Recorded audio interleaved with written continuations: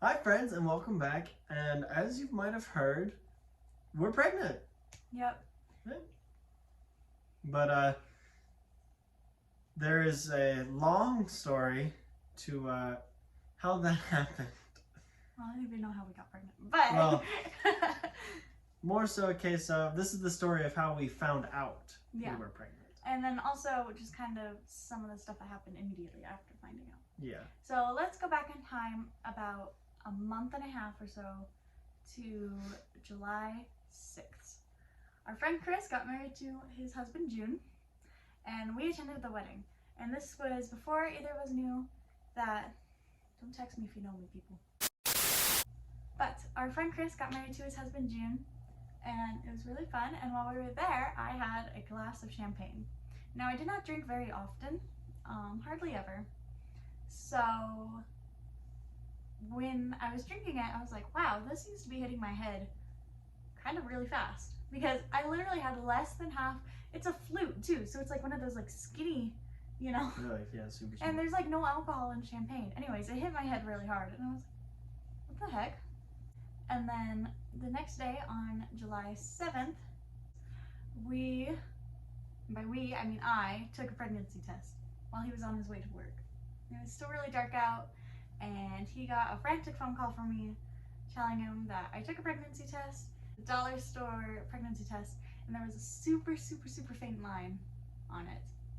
And I called him and I was like, this came back positive. He was like, it's probably just a cheap test because we weren't trying to get pregnant. So I made him buy 3 more pregnancy tests. Mm-hmm. And I took one that evening, and I was like, it was like not like maybe it's positive. It was like very positive, like no questions. Yeah. Definitely positive. Brief intermission about the buying the 3 tests. I bought them at Walgreens, and Katie sent me a picture of the one I needed to buy with the price. And when I got there, I couldn't find it because the price was labeled differently in the store than it was on the online.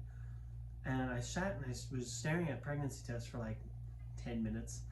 And finally an associate came over and they were like, what's the problem? And I was like, well, I need this test, but it's saying it's this price when I thought it was this price, and so I'm trying to find a different test. And the associate was like, well, I can, if that's the price it's saying, you know, on our website store, you can pick it up and I can check you out for that price. And I was like, cool. Yeah. But yeah, so 10 minutes of looking at the same pregnancy test. But yeah, so anyways, a little while after that, I was like, okay. So let's see. We called my mom and we told her first. Mm-hmm. That's kind of an important detail. Yeah. Because the next morning he went up and went to work, and I called my mom because I was supposed to be going out to breakfast with my mom and my sister. And I was talking to her. As I was talking to her, I started to notice a really dull ache in my lower right abdomen that was starting to like intensify. It was like throbbing, so it'd be like really dull, and then it would like, the pain would like spike up, and then it would go back down to being really dull. And as I was talking to her, I was starting to notice it, and then I mentioned it to her, and she was like, weird, you know, and she was like, And then we kept talking. We were on the phone for about an hour and a half. And by the end of the phone call, it was starting to hurt so much that it was starting to like bring tears to my eyes, because every time it was happening, it was like getting worse, and then instead of like going back down, it was like going up, and then like, it was just like, you know what I mean? Does that make sense? The visual? But, so she told me to call my doctor, and so I called my doctor and I told him that I tested positive for pregnancy the day before. Now this was happening in my lower right abdomen, and he told me that it sounded like it might be an ectopic pregnancy and that I needed to head to the ER immediately. And so I called Hence's work, and he's the one who picked up, and side note, he didn't even realize it was me. Yeah. I was like, he was like, thank you for calling Brugger's, how can I help you? And I was like, hi Hence, it's me. You know? Yeah, we were busy, so I was in work mode. And this time, when I called him, because this the second day in a row I was calling him, well, I normally don't. This time because the day before I panicked when I called him because I was pregnant. This time I tried to be really calm and I tried to be like, so, don't freak out. But I have to go to the ER, right? I managed to get off like 30 minutes early and took Katie to the ER that's in between us and her parents. Yep. And so my mom and called my dad at this point, and they were meeting us there because this was super serious. And also, my doctor called me back like 30 minutes later and was like, "Hi, I just want to make sure you went to the ER." And I was like, "Yeah, my husband's on the way home. We're going right now, you know." And then, let's see, we got there, and this is a new hospital. It opened up only a couple of months ago, so it was really, really nice in there. Nice, yeah. But, so I got checked in, and we met the doctor, and he came in, and he was like, "Look, this sounds like it's an ectopic pregnancy, but also you're the right age, and it's the right area for it to also be appendicitis." And I thought of appendicitis as being a little kid disease, like it's something you get in childhood. But apparently it tends to happen in young adults more often, which I wasn't aware of. We got taken back and they were like, yeah, it might be appendicitis, but because you're pregnant, we can't do an MRI. Mm-hmm. And they didn't have... Oh, no, they can't do a CAT Oh, no, they scan. can't do a CAT scan and they don't have an MRI machine yet. Yeah. And so they were like, here's some paperwork. Go down to TMC and tell them you're a transfer and they'll get you taken away. What he didn't mention was that we were in this ER for already about 7 hours at this point by the time this happened. But I had not realized that we were there long. But I guess we were there pretty long. Yes, but because they had to do lots of ultrasound and lots of blood work. And yeah. they made me pee in a few cups. Yeah, and then they're like, so here's this paperwork. Go over there. Katie's mom took Katie directly to TMC, Mm-hmm. where Katie's dad and I went out and he got me something to eat because he figured at least one of us needed to be well fed and not hangry. Really the biggest part, I mean, you know, it's an ER and there are lots of people there and lots of people need to go see the doctors. So like, that's not really that big of a deal.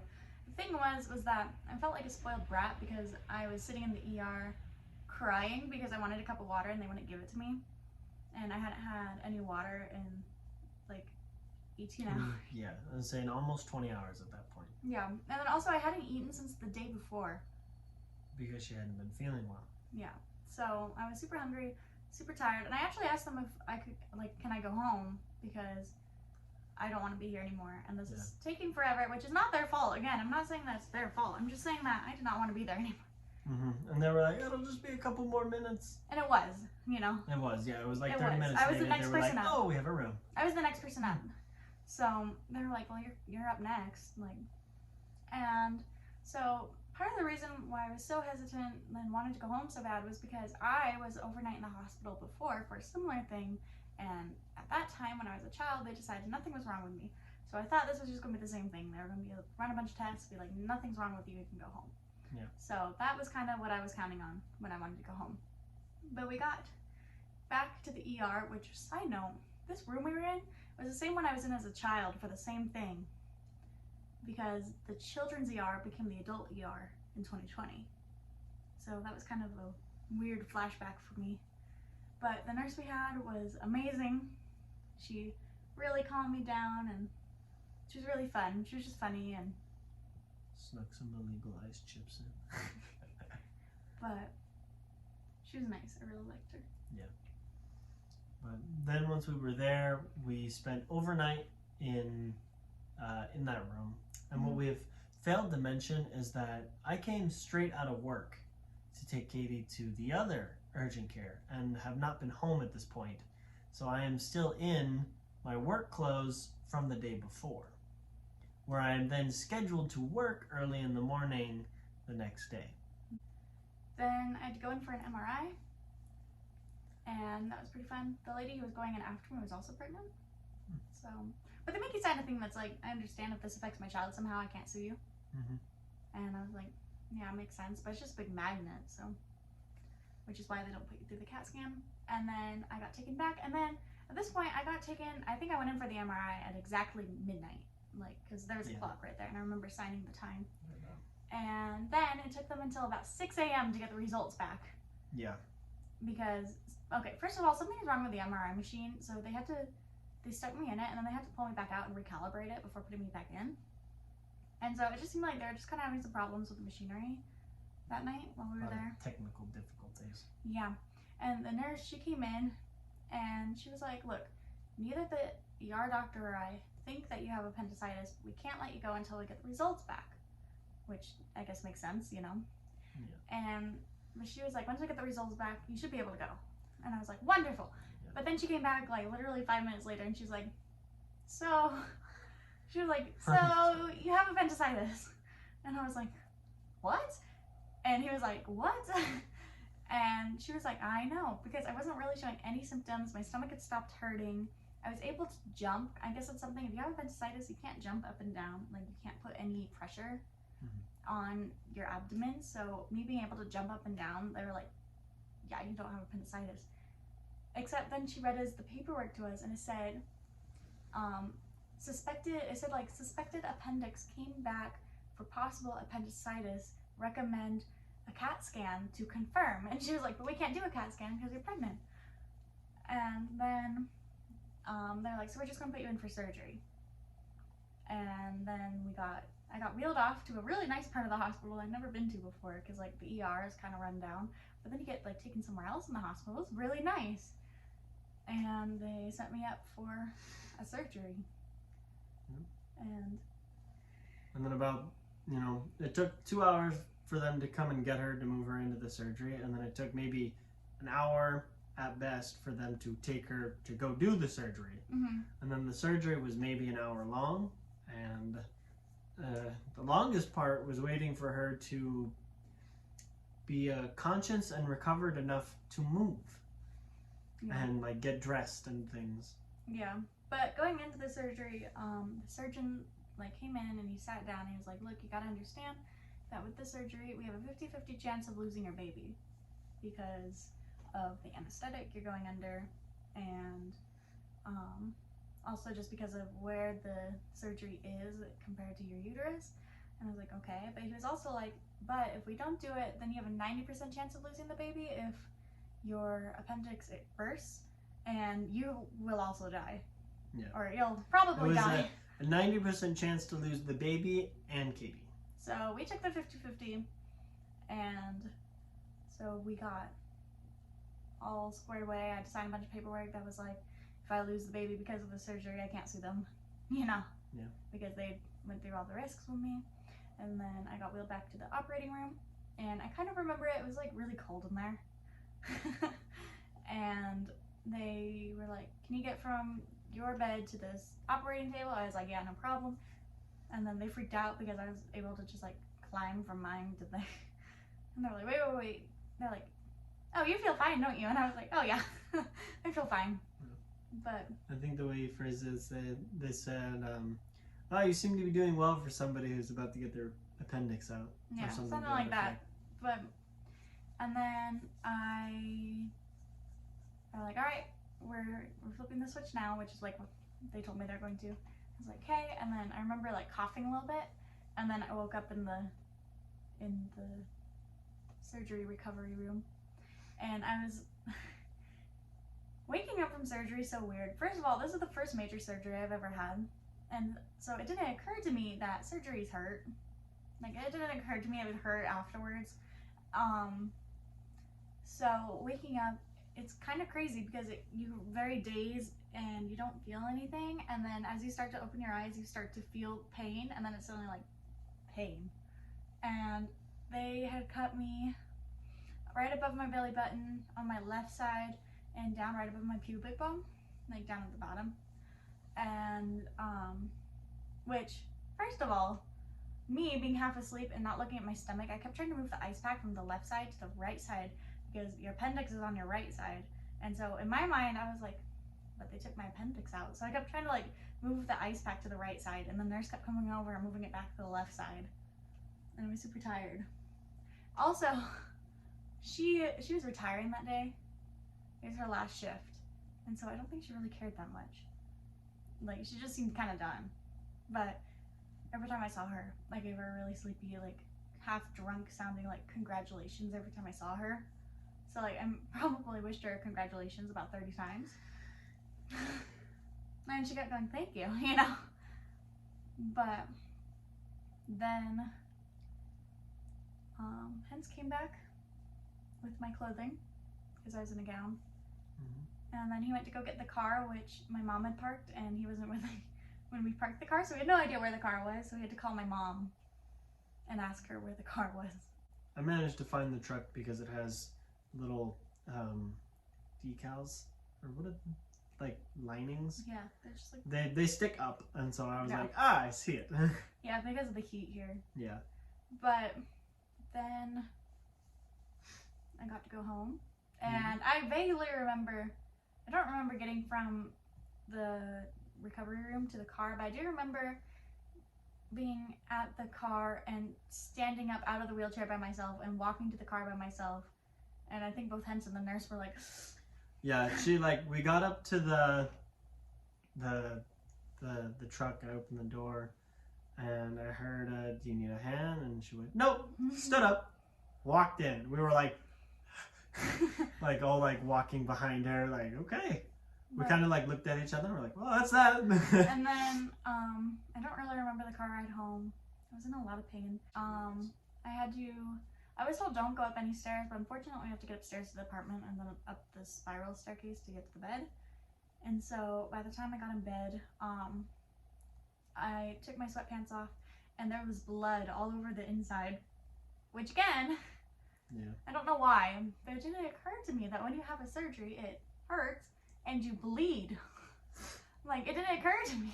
And say, let's not forget the antiseptic that was on your stomach and was bright orange. Oh yeah, they put like iodine, I think, Yeah. on where they operate, and no one told me that. And so my first time seeing my stomach, it was like neon orange, and so I started freaking. She went into like a full-blown panic. I was half asleep still. Yeah. And in a lot of pain, and then he propped me up super high, and I think I just kind of fell asleep for a while. Yeah, pretty much. I don't know how long I was out, but what I do remember is my mom coming over with she picked up the medication for me from the pharmacy, and she brought over chicken noodle soup. Maybe not. I remember she came over and she talked to me really briefly. She asked me how the baby was, and I told her that I'd asked the nurse, and we basically got an I don't know. Like, we won't know for a while. Mm-hmm.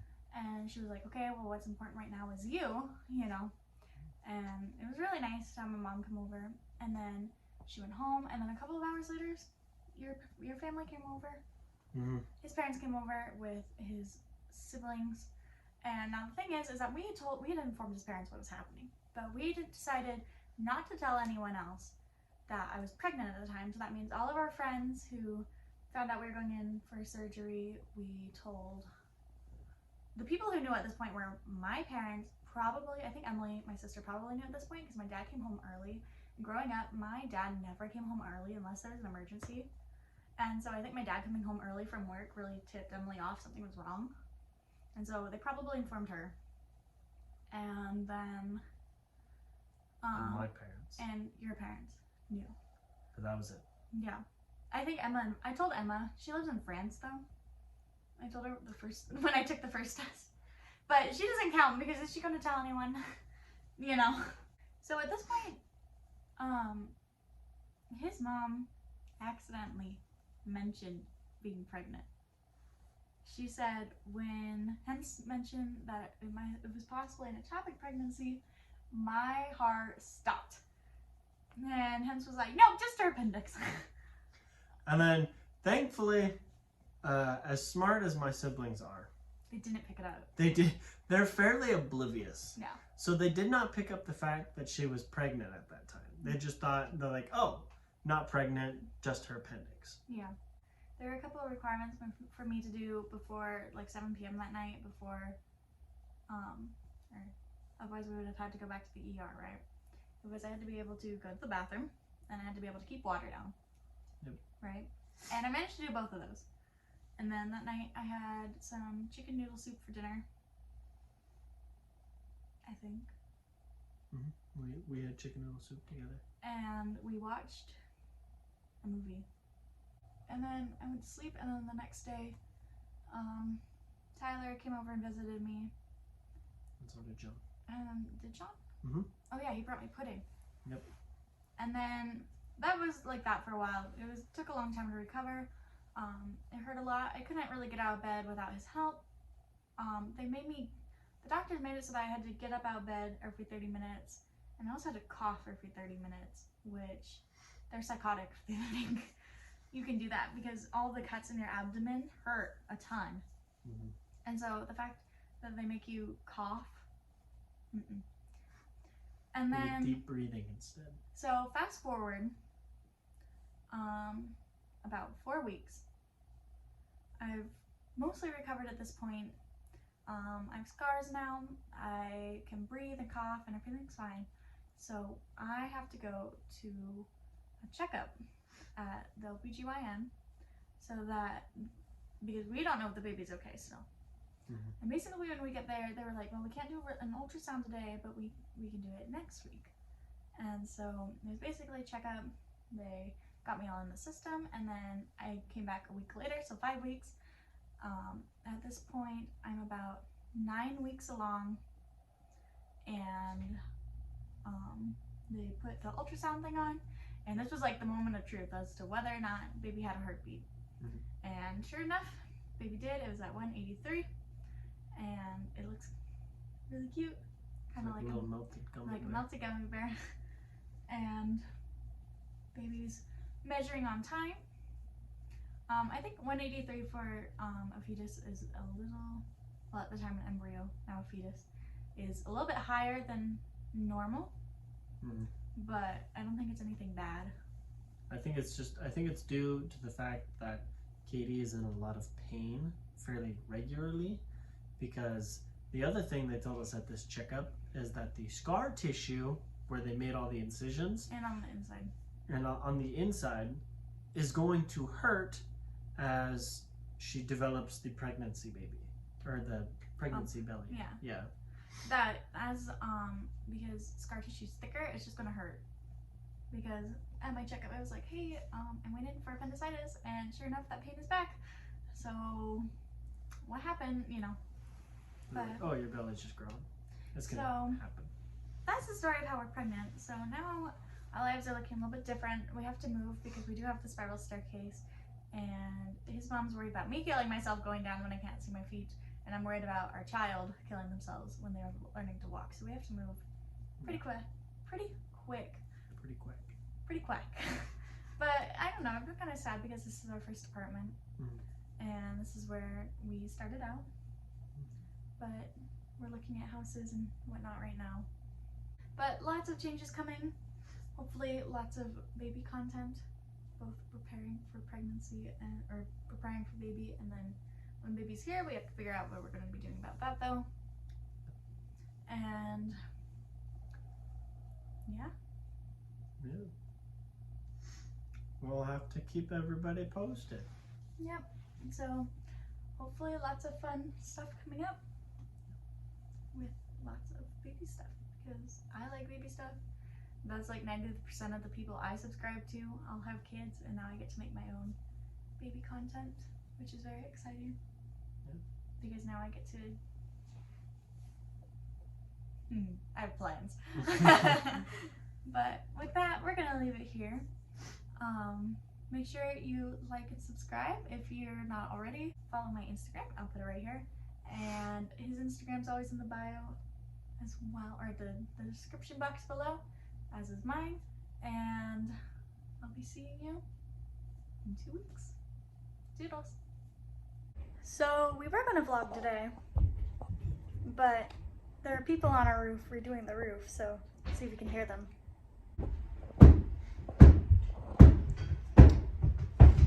They're like right there. I can see the patio roof shaking.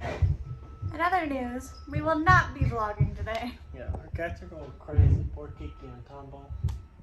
Hopefully tomorrow.